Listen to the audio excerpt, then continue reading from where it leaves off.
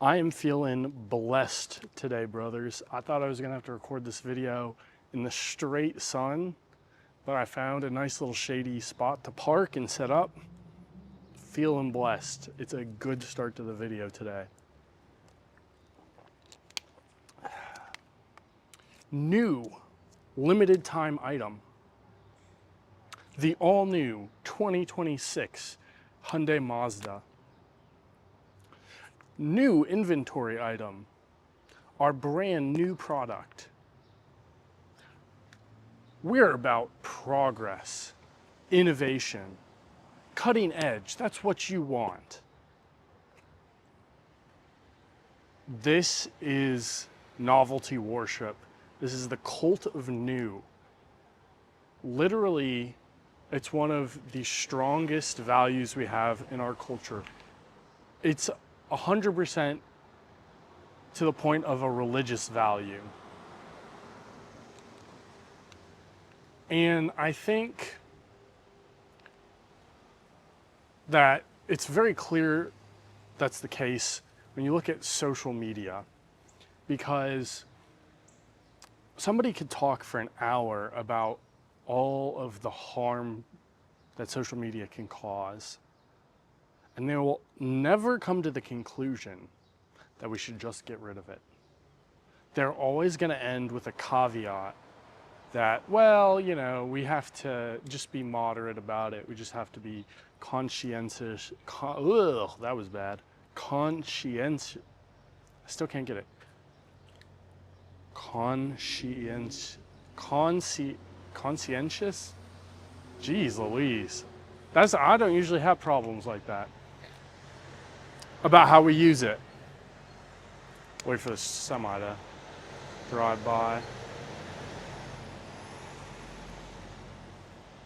They're always going to say that it's got some good, because it is a taboo to suggest that a new technology is bad. Technology can only be good because it's new. And this isn't the only cultural value that's like this. We've created sort of this entire unspoken religion of different taboos and values that we hold to as strongly as religious values. People will talk about like political affiliations like this and say that, you know, oh, MAGA is a cult, or leftism is a new religion. But regardless of your political affiliation, regardless of what religion you may actively subscribe to, in our culture, we've created this unspoken religion. And I think it's because of living in a pluralistic society, right? Historically, most societies had a shared religion, but we don't in America. You can be whatever. And increasingly, as we become more and more pluralistic, we've created this unspoken religion, firstly, to have sort of common values with everyone else. And then also, I think you could argue that, you know, people looking to get power and money and stuff also hijack it to suit their needs.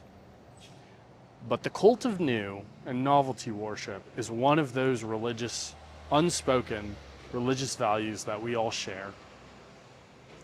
I mean, just the idea of saying that new isn't good, you can feel that in yourself. It's like, that's wrong, right? New is good.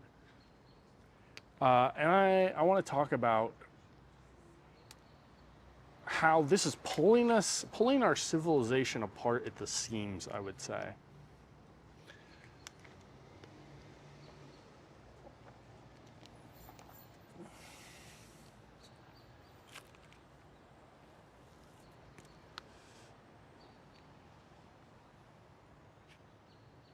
And I think we're at a really special place with relation to this, because for the first time in who knows how long, maybe the whole history of our country, this value is getting challenged right now through the whole AI debate. Because for the first time ever, people are saying, hold on. we don't need to accept this technology just because it's developed, just because it's new, just because we can.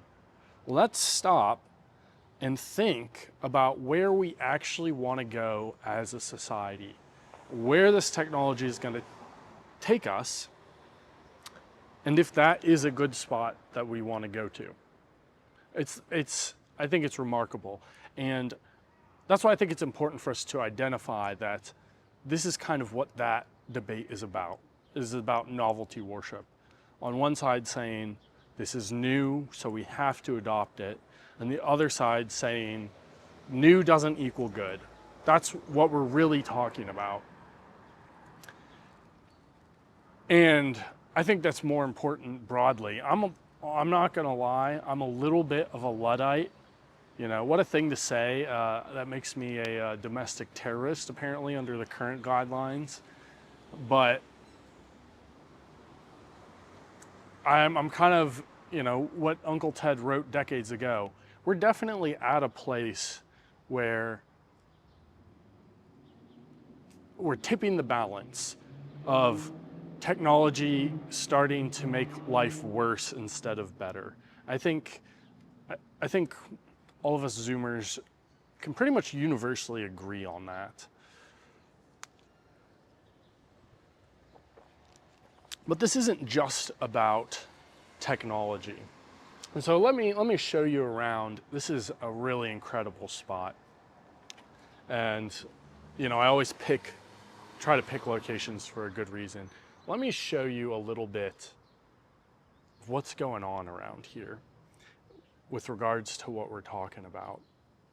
So this may be a little rough. I've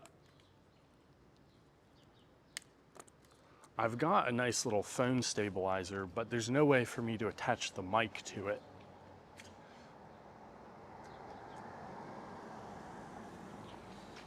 All right, let's take a gander at that.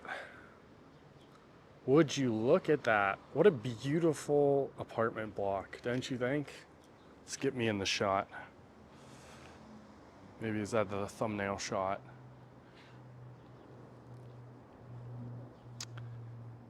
This is an architecture style I like to refer to as sanitized slum. I'm sure it has an actual architectural name, but it's just so offensive, right? I mean, honestly, like brutalism is better. Brutalism is trying to say something. This is just like, it's just, you know, it's just like slapped, you know, together in, I call it, I've totally botched this whole thing. I call it sanitized slum because it reminds me of like an African ramshackle town. You know what I'm talking about? Those sprawls of just like hodgepodge little shacks. Because it's just different kinds of siding thrown all together in a haphazard way. You know, I mean, that's probably intentional. We can't import infinity third worlders if we don't make them feel at home. But, you know, with brutalism, you're trying to say something at least. Even if it's ugly and awful, there's at least artistic intention behind it. With this, I think it's very much an embodiment of the like Unk generation's nonchalance.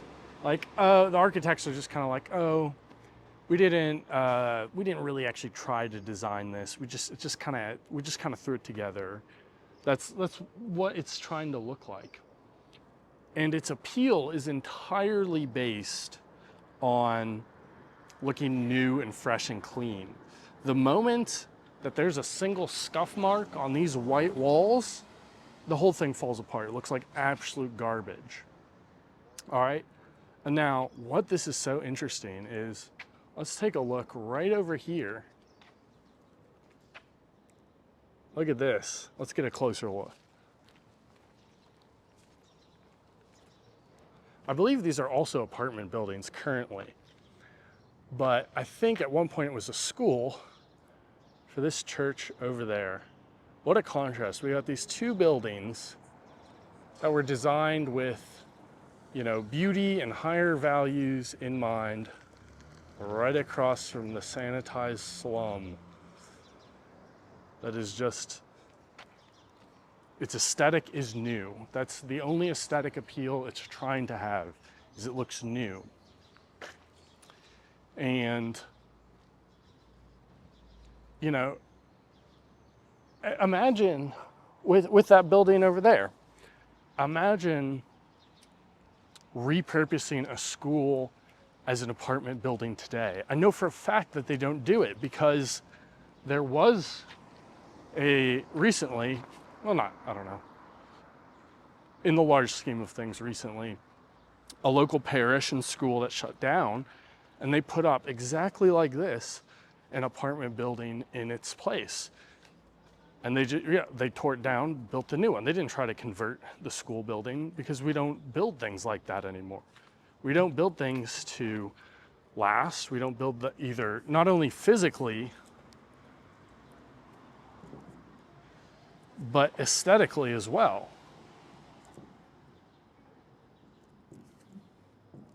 Let's get you all adjusted.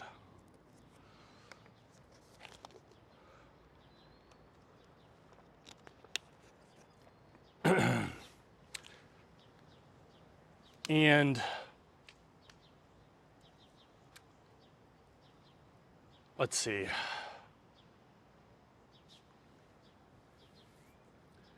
This video is going to kind of be all over the place.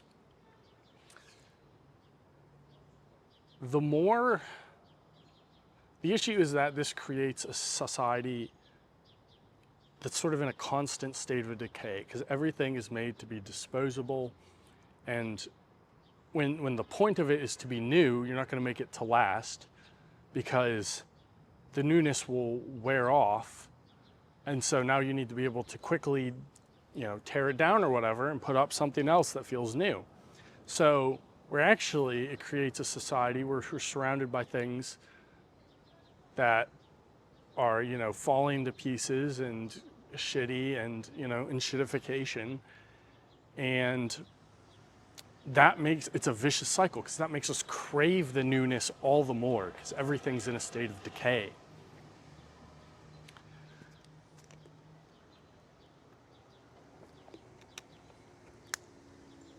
And I think also, I guess we're going to kind of go back to technology for a second.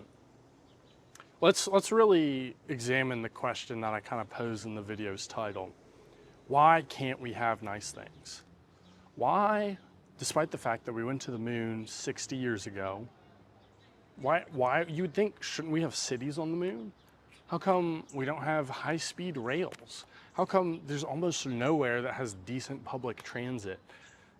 How come, you know, I mean, look around you. Any concrete example of you know, a thriving, growing civilization is nowhere to be found. Why is that? It's because we keep designing washing machines. What do I mean by that? Washing machines are a solved technology.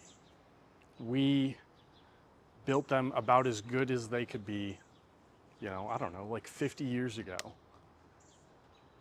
right? What do they do when they come out with new models now, which is every couple of years? What is it? Oh, well, we included Wi-Fi in this. My brother, get that out of my face. Holy shit, I do not want Wi-Fi in my washing machine. Why are they putting it there? Well, because they want to make new washing machines, but it's a solved technology, so how are you going to make it new? Well, you just throw in Wi-Fi or whatever it is. Features that aren't really improving it at all. And this is where we're devoting human capital. Every few years when we're creating new washing machines, we're having to use high value human capital to do that, right? Like engineers are having to design washing machines, and so they're not building rocket ships. right? There's a limited pool of people who are going to be engineers and artistic designers and the next thing and the other thing, you name it. And they're all being devoted to just constantly creating new things. Now, I'm not saying that there's been no improvements in washing machines in 50 years. There definitely has been. But do we need new ones every couple of years? Maybe it's something we revisit every 20 years would probably be fine. Like, obviously, there's improvements in efficiencies and, small stuff. Every 20 years is fine. And it's not just washing machines, it's everything. It's things that aren't even technology, aren't even machines, right? Like this is, for the aesthetic worship of newness. How much are we creating new chairs that then have to be designed by somebody? We have to, every time you're creating a new product, you have to put resources into creating a new manufacturing workflow for, something like a new style of chair. It's probably not an improved chair that's, crazy different than chairs have been over the 1,000 years past. But that's where we're devoting our time and energies, because we worship newness, because we're in a cult of new.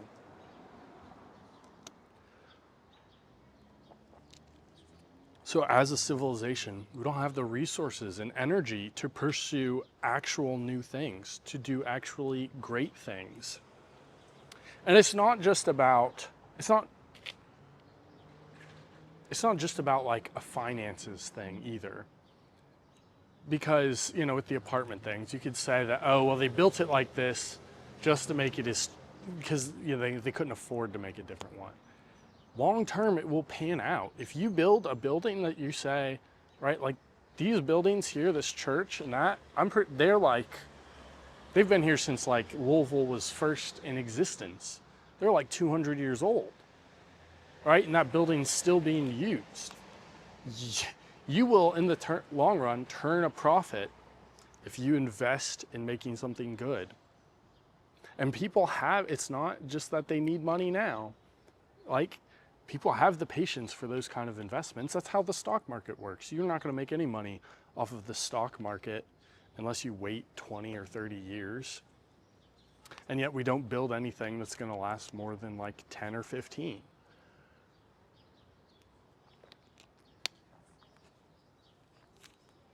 And so it's impossible for us to achieve anything as a civilization. And so it's also driven by our economic system, the perpetual growth stock market economy. Because, and what we're told by these clowns, right, classical liberal neocons, is that, well, the perpetual growth system is great. It results in innovation and it's perpetual improvement. That is not the case, my brothers. It is what I would call is do-somethingism. And this is how we've ended up with all these, tech scam companies. You just have to convince investors that you're doing something, right? If, let's say you're posting a quarter or two of lower profits, because I'm going to backtrack a little bit. As people, you always have room for growth because of our human nature. You can always improve in virtue because of our human nature, but also our divine nature has a threshold of so high for what we can achieve. As a person, you can always grow. A system cannot always grow. A system, like a business, will reach a steady state that is sort of the optimal state of the business. But that's not allowed. You got to keep your stock prices going up. Or investors, if they think you've reached a steady state, they're all going to pull out, and you're going to be fucked. All right. So that's sort of the stage we're setting. All right. You start posting you're making some kind of product, and it's doing fine, and you've just hit the market cap. And now your investors are tanking your stocks. They're pulling out. And so your board has to go to your CEO, and well, probably, a lot of times CEOs are compensated with stock options, so the CEO is going to be doing this on his own. It's like, all right, we've got to do something. It's not necessarily something better, but you can't go to your investors and say, we've just, we're just doing good. We're just selling our stuff and rocking along. They need to hear that, we've had 2 down quarters. It's not just been a couple of down quarters, but we're gonna do this to turn it around. We're gonna expand this way. We're gonna cut down on these costs. And it's a perpetual cycle that repeats over and over and over again. And that's enshittification. That's why everything gets worse, is because you don't have to actually perpetually grow and improve. If that was the case, it would be clear that it's an impossible and faulty system. You just have to have that illusion by doing something, right? You're not walking somewhere, you're walking around in circles. And so, somebody who just sees you for a couple seconds is gonna be like, oh, he's walking, he's gonna get somewhere. And even if you think that perpetual growth for a business is somehow possible, which is ridiculous, it's certainly not possible on a quarterly basis, right? Which is what our investors are looking at, in even smaller increments.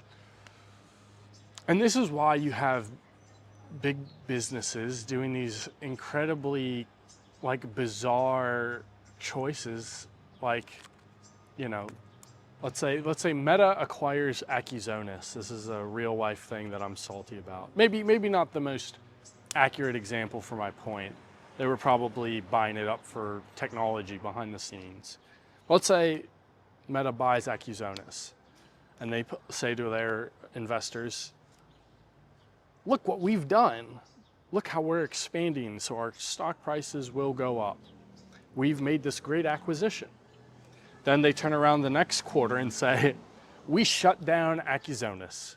This is going to be great. We don't have to invest all of this money into, incorporating it into our business model and, marketing it and whatever else you would have to spend. And so, that's going to boost us up even more. And so it's just this system of semantics. And that's what our whole economy is based on. That's the part that really gets me, is, before all of this, what do I call it? Financial wizardry that the lovely elites of our society have brought about. If you were gonna have an economic problem, it was because you ran out of something. We didn't grow enough food, or our key trading partner, we mined iron, they grew food, but then they stopped trading with us. That's how you used to have economic problems. Now it's oh, the whole economy got scammed by the AI guys. Oh, everybody got worried, and pulled out of investments. So now the entire economy has collapsed. It's built on semantics and human emotion. And our civilization is not going to persist, and certainly not going to thrive, until we make a little bit of an adjustment to how this system works. And don't for a second think I'm some filthy commie, okay? Because that could be its whole own video, but that's an ideology of hatred and violence. And so that's always, I think that's always my segment bit, even when it doesn't make sense. And so, but in addition, I think one of the underlying causes of this cult of new is our American identity, the manifest destiny. Because America's identity had been built on pushing the frontiers. And now we've run out of physical frontiers to actually push out. And so we're trying to maintain that kind of identity of groundbreaking, pioneer, pushing the frontier, you know, growing and pursuing greatness. And so that's kind of become this twisted little thing that forms the seed for our cult of new. And so I think we need an adjustment. We need America Eterna, right? Like Rome. Gosh, I promise I am not like a trad LARPer. I've never once had a marble statue as my profile picture, I promise. But we have to adjust our cultural identity to one of permanence. Because I think America could be a similar level of, I don't know, iconic and famous as the Roman Empire, lasting for thousands of years, and thousands of years after even the end, you know, people are thinking about you on a daily basis. That could be America. I think we have such a strong cultural identity. We have, you know, such a powerful geographic positioning,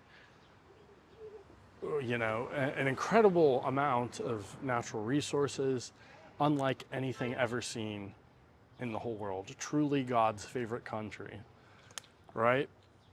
Whatever black pill you want to kind of throw at me of, oh, you know, we're on the edge of collapse. Maybe the current regime, maybe the current zeitgeist. But as a country and as an idea, I think if we adjust our values and get rid of this cult of new, I think we're 1,000 years. You know, if should you know, end times be that far in the future? Another whole video to talk about. So I think that about does it. I definitely think this was one of the more all over the place ones. But let me know your thoughts. What's some other values you think that we kind of universally hold as if they're religious values as part of this unseen religion? How can we fight against this cult of new and just be intentional, right? Yeah, and I think that's part of it, is just not giving into it in your daily life, right? Recognizing it and being aware of it, saying, okay, I've bought a new phone and I've got that, it's so fresh and new little feeling inside, but I'm not gonna try to constantly recapture that. I'm gonna use everything to its full extent. I'm gonna be a good steward, because we have to be doing that. The amount of waste that we're generating, the amount of resources we're putting into things that do not last is just not, you know, I hate to sound like some liberal hippie, but it's not sustainable long term. It's not, and it's holding us back as a civilization. So let me know if you have any other ideas of what we can be doing to fight against that and push back, in addition to what we already are doing. I'm very hopeful for the future. Never black pill, always stay hopeful. And I'll see you all in another video. Thank you for watching.